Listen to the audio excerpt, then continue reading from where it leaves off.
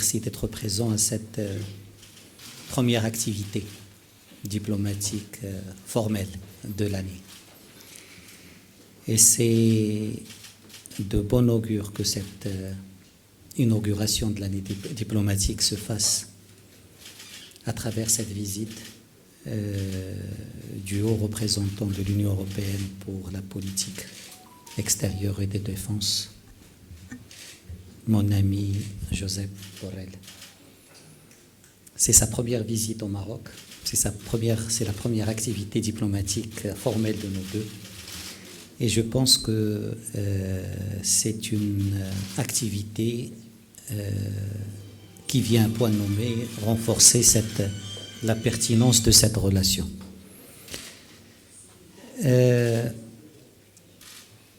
C'est une visite qui vient à point nommé pour couronner une année de partenariat très riche, très dense entre le Maroc et l'Union européenne. Au cours de l'année écoulée, l'année 2022, nous avons reçu un grand nombre de visites de responsables européens ici au Maroc. La présidente elle-même de la Commission, vice-président pour les affaires économiques, vice-président pour le Green Deal, M. Timmermans, aujourd'hui le vice-président Borrell, les commissaires en charge de la migration, commissaire en charge de l'emploi, commissaire en charge de l'élargissement. Donc c'est un ballet diplomatique continu qu'on a eu avec l'Union européenne tout au long de l'année.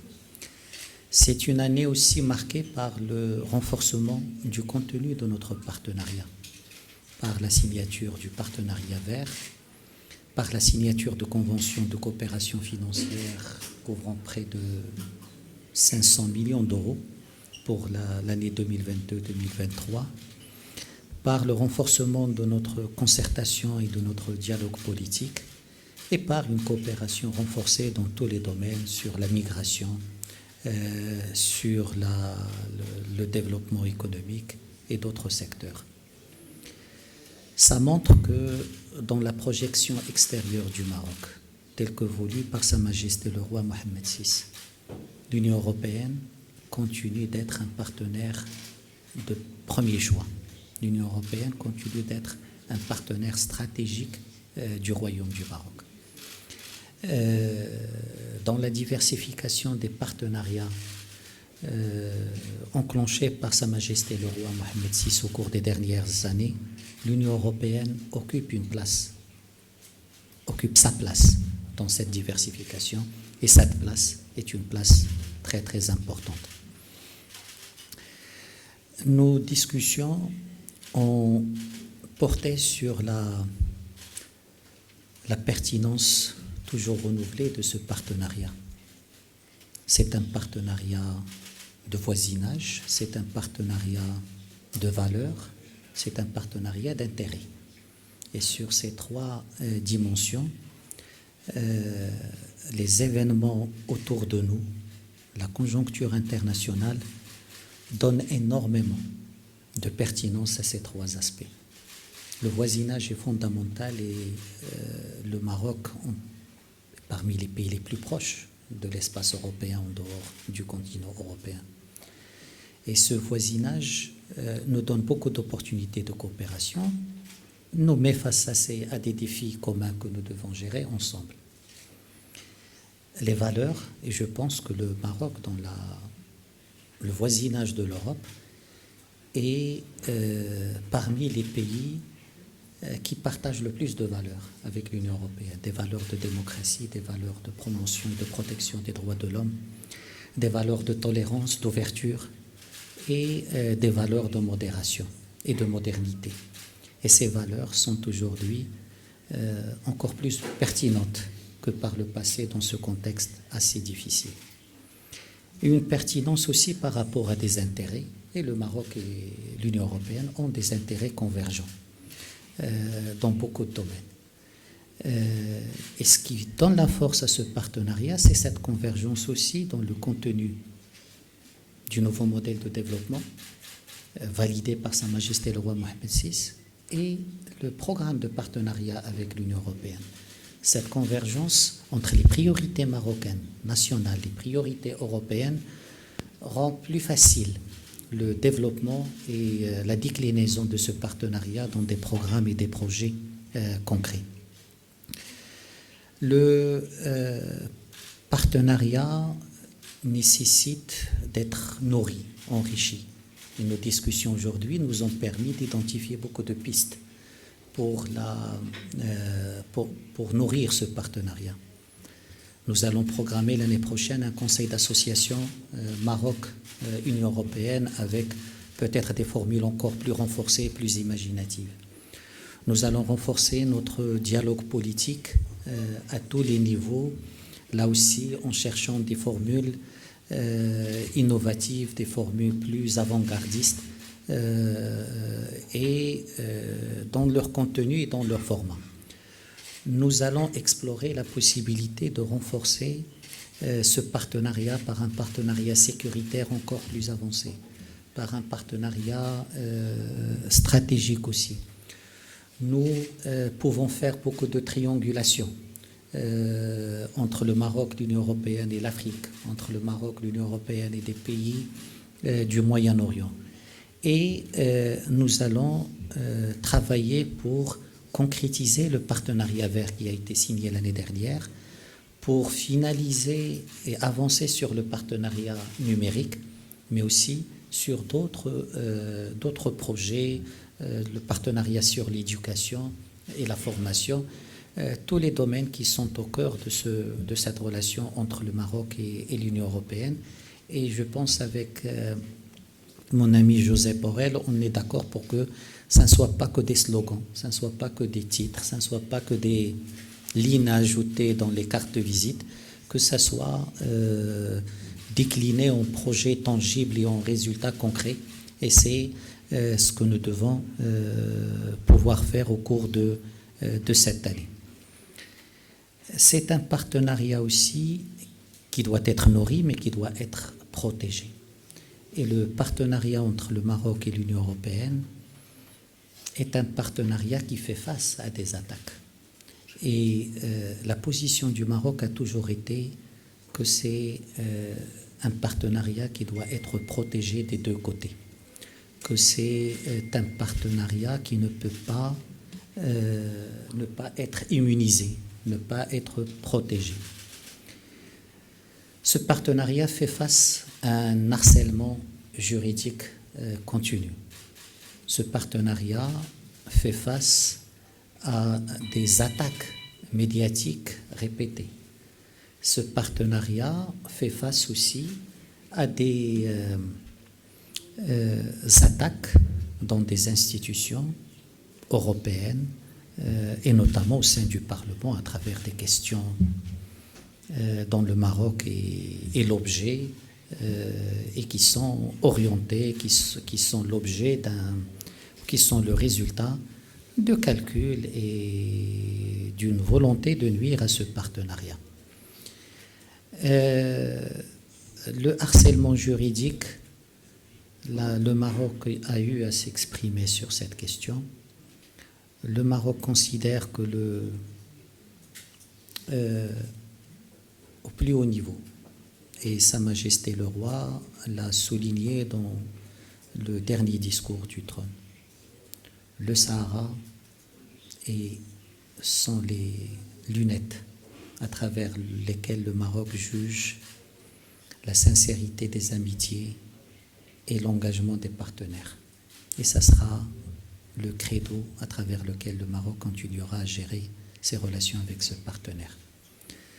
Le harcèlement ou les attaques médiatiques multiples qui émanent, nous pensons, de personnes, de structures, de milieux, dérangés par ce Maroc qui se développe, ce Maroc qui renforce son protagonisme, et ce Maroc qui se projette sans complexe dans son environnement géopolitique proche, africain, arabe, méditerranéen.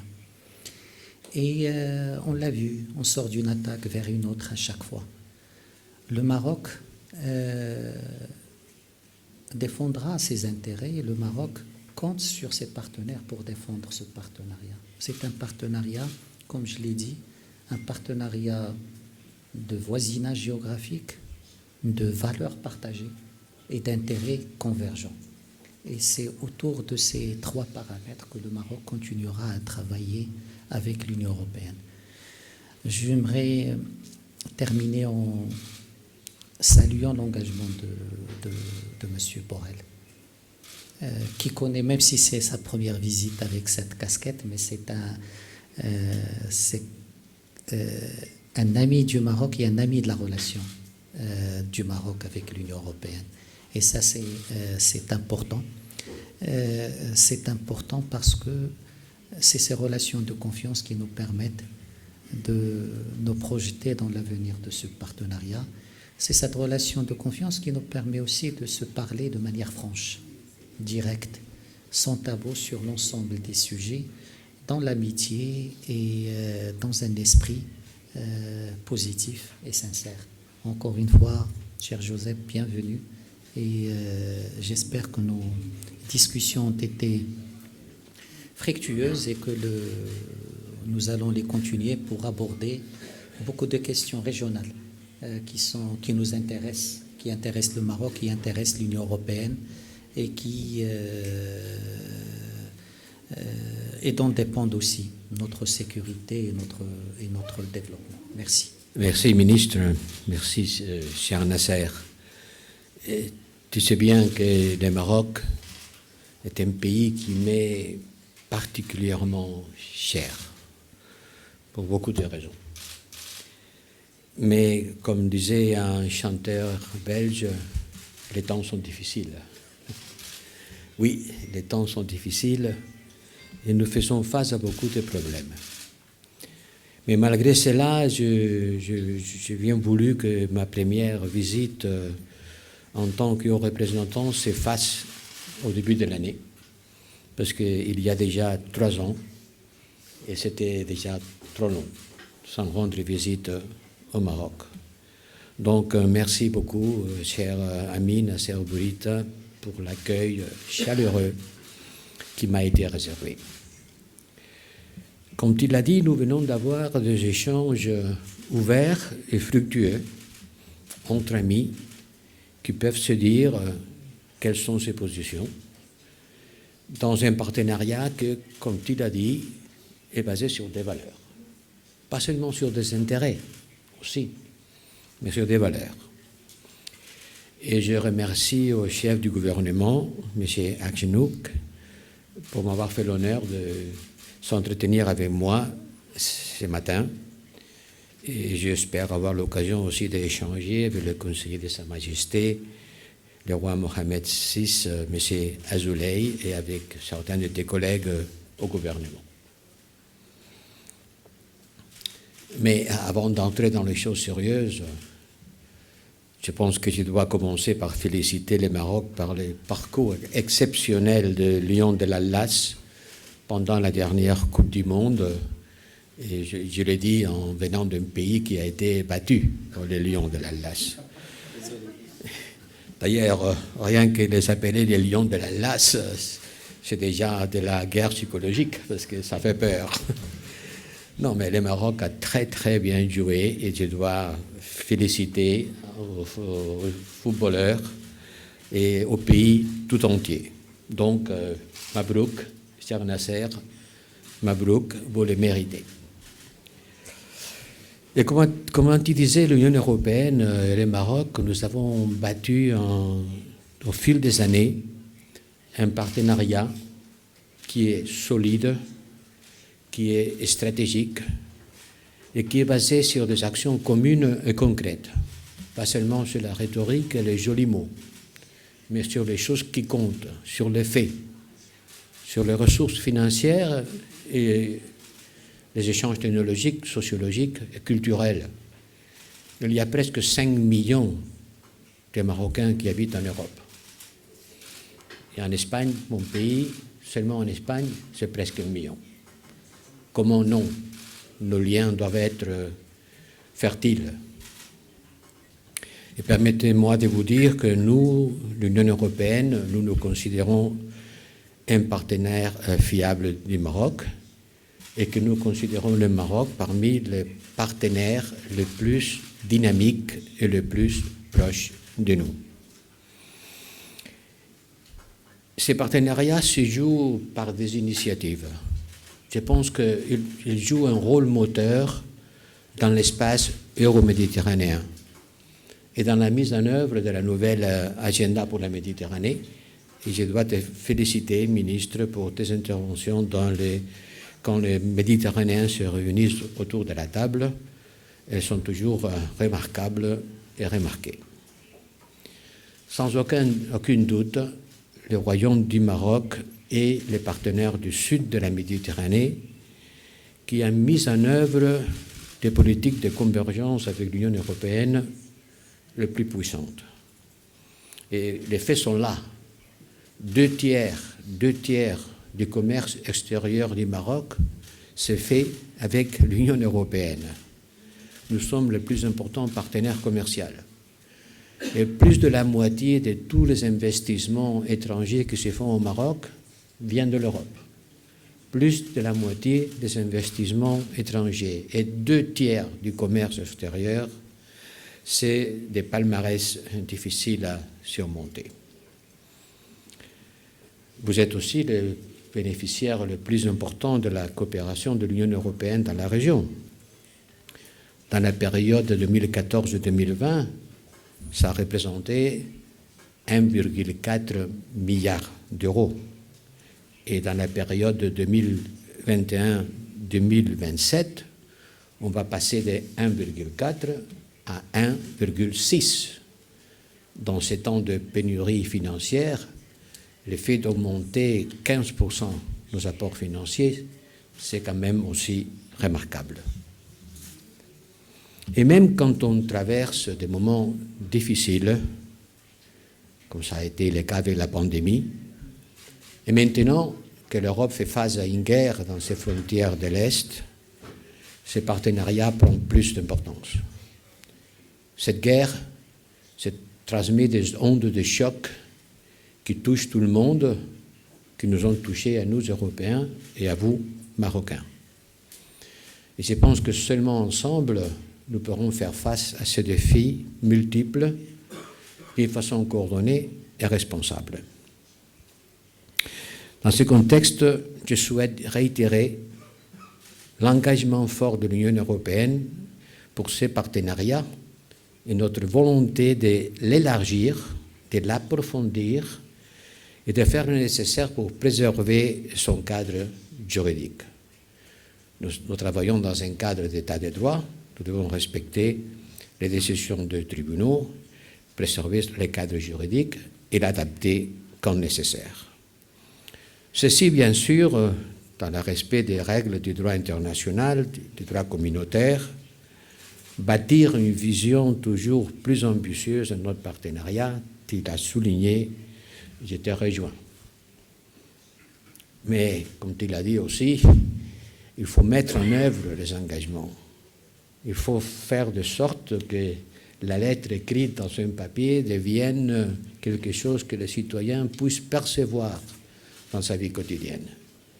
Il faut passer des mots à l'action dans beaucoup de domaines. La lutte contre le changement climatique, la transition énergétique, avec ces partenariats verts qu'on vient de signer, l'engagement de l'Union européenne à accompagner le Maroc dans ses réformes structurelles, notamment dans le domaine de la protection sociale, de la santé et de l'éducation, en suivant la vision de Sa Majesté le Roi, qui s'exprimait beaucoup de fois sur ce sujet, et sa volonté de faire le Maroc aller de l'avant dans ces domaines social, sanitaire, éducatif. De la volonté de faciliter l'engagement de plus d'investisseurs européens au Maroc, de soutenir la jeunesse marocaine, du partenariat de longue date déjà de la gestion de la migration et de la réflexion en cours pour que notre coopération s'étende à de nouveaux domaines comme le numérique. Et permettez-moi que je profite de cette occasion pour féliciter le Maroc pour son élection au Conseil des droits de l'homme des Nations Unies. C'est une élection importante, dans une institution importante. C'est un mandat important qui comporte des responsabilités particulières en matière de promotion et protection des droits de l'homme. Et comme il a dit, vous y êtes attachés, nous y sommes attachés, nos partenariats se basent sur des valeurs. Nous attachons une grande importance à la protection des droits fondamentaux, des défenseurs des droits de l'homme, des droits fondamentaux comme la liberté de presse et d'expression, et nous travaillons ensemble avec le Maroc sur ce sujet.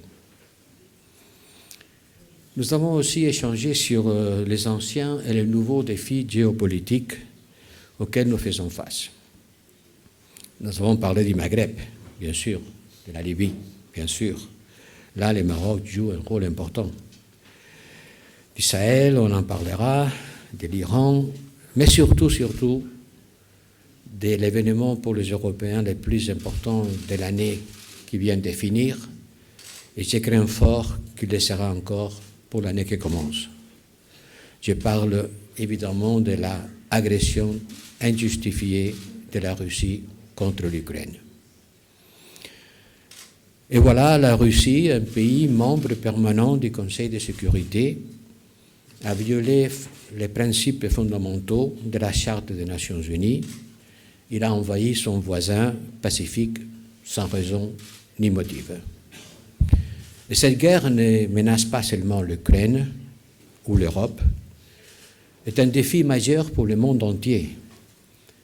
Elle met en péril la sécurité alimentaire, elle met en péril l'énergie pour des millions de personnes dans le monde entier. Et la propagande russe prétend que nos sanctions seraient responsables de ces difficultés. Je profite de cette occasion pour dire à nouveau que ça, c'est un mensonge. Nos sanctions ne visent pas du tout, absolument pas, en aucune manière, les exportations de céréales ou d'engrais russes. Ça a été la Russie qui a ciblé les ports, les routes, les silos de grains en Ukraine et continue à lancer des attaques de missiles et de drones contre les villes, les quartiers où les habitants habitent, et essaye de détruire toute l'infrastructure civile pour faire que les Ukrainiens plongent dans le froid et le noir. Nous allons continuer à aider l'Ukraine. Nous avons adopté des sanctions sans précédent. Nous avons décidé un embargo sur le charbon et le pétrole russe. Et nous nous sommes libérés pratiquement, totalement, de la dépendance énergétique vis-à-vis de la Russie. Le peu qui reste sera éliminé pendant cette année. Et dans ce contexte, ministre, la voix du Maroc compte beaucoup dans les efforts engagés pour arrêter cette guerre, pour atténuer son impact économique et humain. Et c'est bien de voir que le Maroc a condamné l'annexion de plusieurs provinces ukrainiennes quand ça a été question de voter aux Nations Unies. Je vais répéter ici que l'Union européenne soutient le processus des Nations Unies et les initiatives de l'envoyé spécial du secrétaire général visant à parvenir à une solution politique qui soit juste, réaliste, pragmatique, durable et mutuellement acceptable et qui repose sur le compromis en conformité avec les résolutions du Conseil de sécurité des Nations Unies. Et nous avons pris note et nous valorons beaucoup les efforts sérieux et crédibles menés par le Maroc à cet effet. Et nous encourageons toutes les parties à poursuivre leur engagement dans un esprit de réalisme et de compromis dans le contexte d'arrangement conforme aux buts et aux principes énoncés dans la Charte des Nations Unies. Évidemment, dans l'entretien que nous avons eu avec le ministre Bourita et aussi avec les chefs du gouvernement ce matin, nous avons évidemment abordé l'enquête en cours par des allégations de corruption contre des membres du Parlement européen dont la levée de l'immunité parlementaire a été demandée. Évidemment, nous sommes préoccupés par ces événements dont la presse s'est fait écho. Ils sont inquiétants et les accusations sont graves. La position de l'Union européenne est claire. Il ne peut pas y avoir d'impunité pour la corruption. Zéro tolérance pour ça. Nous devons attendre les résultats des investigations en cours de la part des autorités judiciaires qui doivent amener toute clarté sur ces événements et nous attendons la pleine collaboration de tout le monde dans cette enquête. Pour finir, je voudrais annoncer que nous sommes convenus de lancer 2 nouvelles initiatives qui vont renforcer notre partenariat. Un dialogue de haut niveau en matière de sécurité qui s'éteindra à Rabat prochainement, une coopération renforcée dans les instances multilatérales entre l'Union européenne et le Maroc, parce que sans doute l'architecture internationale multilatérale doit être revue. Et des initiatives portées ensemble par des pays du Nord et du Sud ont toute leur place dans ce processus de renouvellement. Nous avons beaucoup de sujets à explorer pour approfondir notre partenariat. Permettez-moi, ministre, de souligner encore une fois, nous devons capitaliser sur nos acquis communs pour regarder vers un avenir encore plus amical. Merci, ministre.